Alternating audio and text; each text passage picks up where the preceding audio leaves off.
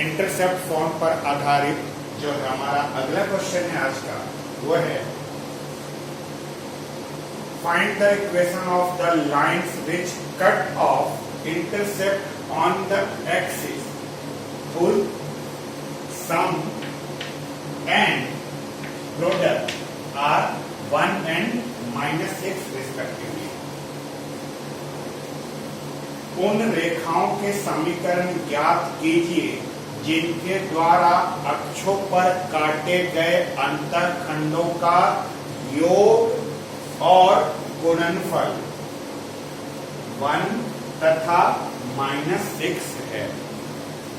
उन सरल रेखाओं के समीकरण ज्ञात कीजिए जिनके द्वारा अक्षों पर काटे गए अंतःखंडों का योग और गुणनफल 1 और -6 है। यह है क्वेश्चन हिंदी। 1 जो है ये सम है और -6 जो है ये प्रोडक्ट है। किसका सम और किसका प्रोडक्ट? हम लाइन की जब बात कर रहे हैं तो हमारा लाइन एक्स एक्सिस और वाई एक्सिस को कहीं ना कहीं पर काट रहा है। लाइन अगर हमारा एक्स एक्सिस और वाई एक्सिस को कहीं ना कहीं काट रहा है, एक्स एक्सिस को जहां पर काटा होगा वो उसका एक्स एक्सिस का इंटरसेप्ट कहलाएगा, वाई एक्सिस को जहां काटा होगा वो उसका वाई एक्सिस का इंटरसेप्ट कहलाएगा। अब ये एक्स एक्सिस का इंटरसेप्ट और ये वाई एक्सिस के इंटरसेप्ट का सम और इसी एक्स एक्सिस के इंटरसेप्ट और वाई एक्सिस के इंटरसेप्ट का प्रोडक्ट दिया हुआ है। हमारा जो सरल रेखा है वो सरल रेखा एक्स अक्ष को कहीं ना कहीं पर काट रहा है, हमारा सरल रेखा वाई अक्ष पर भी कहीं ना कहीं काट रहा है। यानी डायग्राम के रूप में अगर मैं आपको समझाऊं, डायग्राम क्या होता है बहुत आसानी से समझना है। मान लीजिए ये हमारा एक्स एक्सिस और वाई एक्सिस है। अब यहाँ पर हम किसी लाइन के बारे में सोचते हैं। ये हमने एक लाइन ले लिया, ये लाइन एक्स एक्सिस को यहाँ पर काटा है, तो यहाँ से लेकर यहाँ तक एक्स अक्ष का इंटरसेप्ट एक्स अक्ष का अंतःखंड है और यहाँ से लेकर यहाँ तक ये वाई एक्सिस का इंटरसेप्ट है। इसको हम लोग ए से बताते हैं और इसे हम बी से बताते हैं।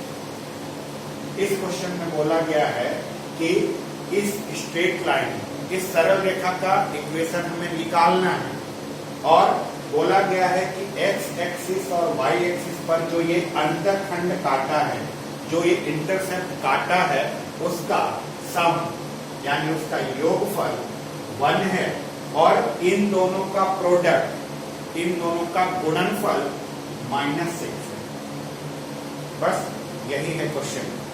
अब आइए इसे सॉल्व करना प्रारंभ करते हैं। सबसे पहले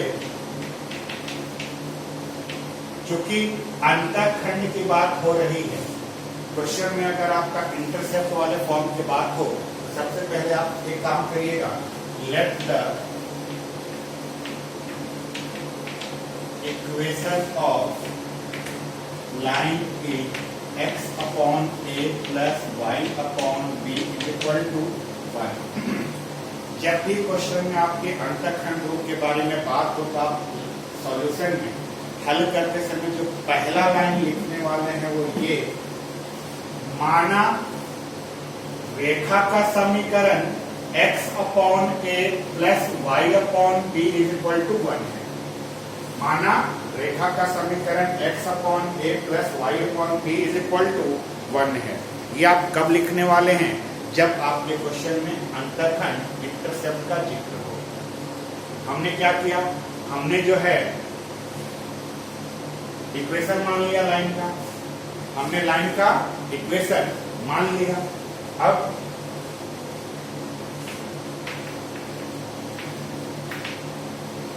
अकॉर्डिंग टू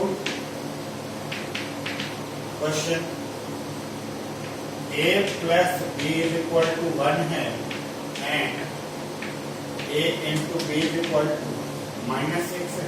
सोचिए, यही तो था हमारा क्वेश्चन कि अंतःखंडों का योग 1 है और अंतःखंडों का गुणनफल -6 है। यही था हमारे क्वेश्चन में। अब हमें इन दो की सहायता से इसी को हमें आपस में सॉल्व करके इस a और b की वैल्यू निकालनी है।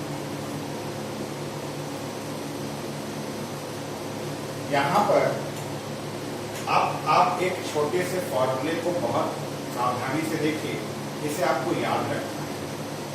जो बच्चे मेरे से कॉम्प्लेक्स नंबर पढ़े हैं, जो बच्चे मेरे से कॉम्प्लेक्स नंबर पढ़े हुए हैं, उन्हें अच्छी तरह से याद होगा कि कॉम्प्लेक्स नंबर में हम जब कॉम्प्लेक्स नंबर के स्क्वायर रूट निकाल रहे थे, तब हमने इस फॉर्मूले को वहां पर यूज किया हुआ है।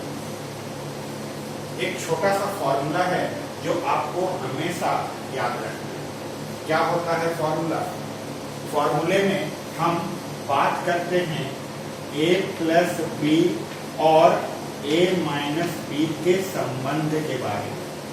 हम a प्लस बी और a माइनस बी के रिलेशन के बारे में बात करते हैं।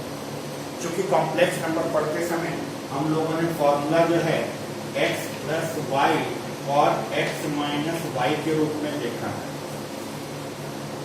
एक क्या था फॉर्मूला? मैं आपके लिए फॉर्मूला लिख देता हूं। a माइनस बी का whole square is equal to a plus B का होल स्क्वायर माइनस 4ab। ये फॉर्मूला याद रखिएगा, ये फॉर्मूला याद रखिएगा। अब अगर आपके मन में दुविधा आ रही हो कि सर ये अचानक कौन सा फॉर्मूला आ गया, आज तक तो हमने कभी इसको देखा नहीं, कोई नया काम नहीं है, नया सा मैंने कोई फॉर्मूला बनाया नहीं। आप एक काम करिए, LHS को सॉल्व करिए, LHS को सॉल्व करके देखिए कि आपका क्या आता है। आप पूरे के पूरे RHS को सॉल्व करके देखिए कि पूरा का पूरा RHS सॉल्व करने के बाद क्या LHS के बराबर आ रहा है। दोनों आपस में बराबर है। बस ध्यान से इस बात को समझिए। यहां पर मैंने a माइनस बी का होल स्क्वायर लिखा है, इज इक्वल टू के बाद मैंने a प्लस बी का होल स्क्वायर लिखा है, और ये माइनस का 4ab है। कल के डेट में इसी फॉर्मूले को मैं और कैसे चेंज कर सकता हूं? तो मैं इस माइनस का 4ab को इधर शिफ्ट कर सकता हूं। माइनस का 4ab जब मैं इधर लेकर चला आऊंगा, तब यही फॉर्मूला क्या बन जाएगा? ये फॉर्मूला बन जाएगा a प्लस बी का whole square is equal to a minus B का होल स्क्वायर प्लस का 4ab। ये दो अलग अलग फॉर्मूले नहीं है, दोनों एक ही है, बस शिफ्ट करके बनाया गया। अब आप कुछ सोच रहे होंगे कि आखिर इस फॉर्मूले का जिक्र मैं यहाँ पर क्यों कर रहा हूँ? देखिए, a प्लस बी का वैल्यू आपको पता है और ab की वैल्यू आपको पता है।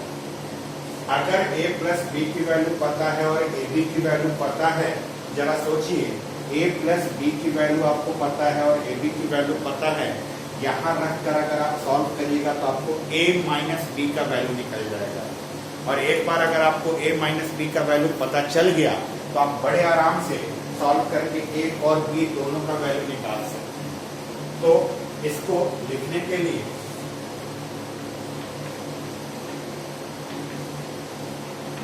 हम जानते हैं कि हम फॉर्मूले का प्रयोग करेंगे।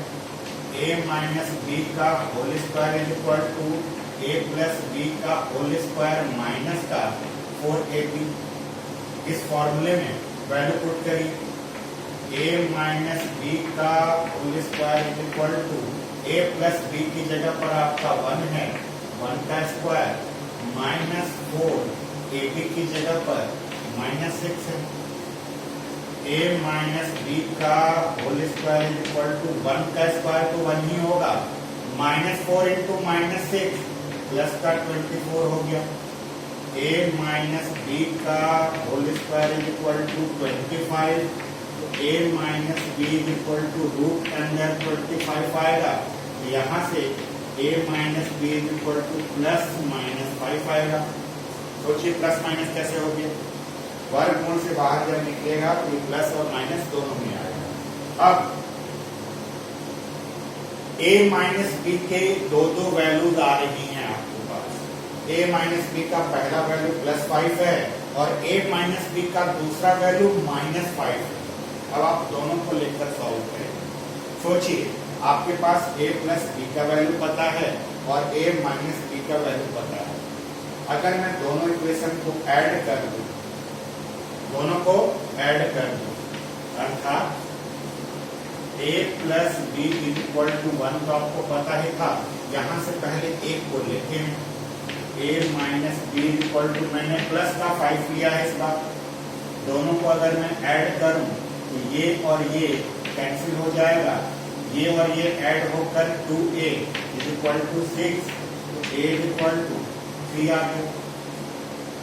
अब a इक्वल टू 3 आ गया तो a की वैल्यू को सेकंड वाले में रखिएगा। कॉम्प्लेक्स नंबर के समय भी ध्यान रखिए, कॉम्प्लेक्स नंबर के समय भी मैंने आपको यही समझाया था कि यहाँ से जो भी वैल्यू निकले उसको हमेशा इक्वेशन सेकंड में रखते हैं। a की वैल्यू को जब आप यहाँ रखेंगे तो b की वैल्यू कितनी आएगी, सोचिए। b इक्वल टू -6/3 आएगा, ये माइनस का 2 होगा।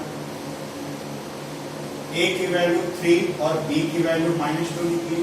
ये कब निकली, जब हमने यहां से प्लस का 5 लिया था।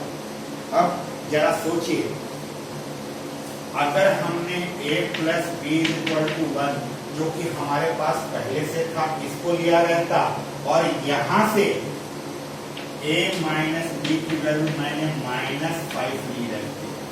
यहाँ तो प्लस माइनस दोनों है ना, प्लस माइनस अगर दोनों है तो एक बार प्लस लेके सॉल्व किया और एक बार माइनस लेके सॉल्व करेंगे।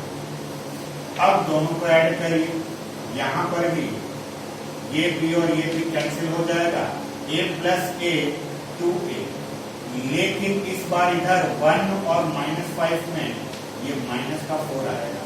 तो यहां से a की वैल्यू आएगी -2 और इस a की वैल्यू को आप इस ab वाले में रखेंगे, ab वाले में रखकर b की वैल्यू सोचिए।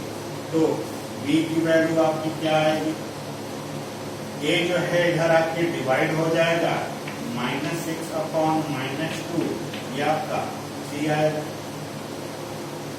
वापस से आपके पास दो कंडीशन आ रहे हैं। क्या क्या दो कंडीशन, a की वैल्यू 3 और b की वैल्यू -2। a की वैल्यू 3 और b की वैल्यू -2 आ रही है।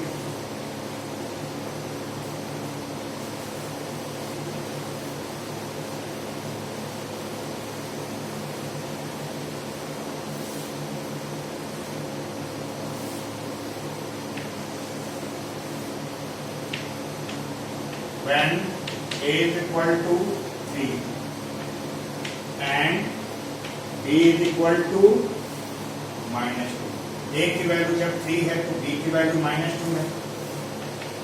जब हम a की वैल्यू 3 और b की वैल्यू -2 ले रहे हैं तब इक्वेशन क्या होगा, देखिए सॉल्यूशन का तो पहला ही लाइन हमने बोला था ना कि हमारा लाइन का इक्वेशन x/a + y/b = 1 है। इसमें बस हमें वैल्यू पुट करना है, वैल्यू पुट कर दीजिए, x/3 + y/-2 = 1। एलसीएम ले लीजिए, नीचे में -6 क्रॉस मल्टीप्लाई में -2x + 3y = 1। यहाँ से -2x + 3y = -6। जनरली होता क्या है कि हम लोग x वाले को प्लस में लिखते हैं, x वाले को हम लोग प्लस में लिखा करते हैं। इसके लिए अगर आपका x माइनस में आ रहा हो तो आप सारे का साइन एक साथ चेंज करना, सारे का साइन एक साथ चेंज करेंगे। 2x - 3y = 6, ये आपका पहला लाइन बना, ये आपका पहला लाइन बना।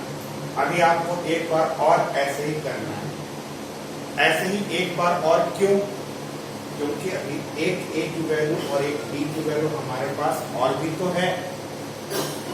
ठीक इसी तरह से a की जगह पर यहाँ -2 और b की जगह पर 3 लेकर आप एक और लाइन का इक्वेशन बनाएंगे।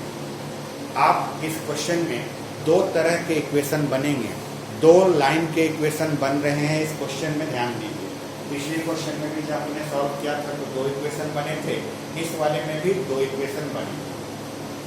आप जनरली इस तरह के क्वेश्चन को अगर आपने ये क्वेश्चन को एक बार देख लिया, समझ लिया, तो कल के डेट में बहुत सारे क्वेश्चन जो हैं आपको ऐसे मिल जाएंगे जिनमें ये डाटा बस चेंज होता है।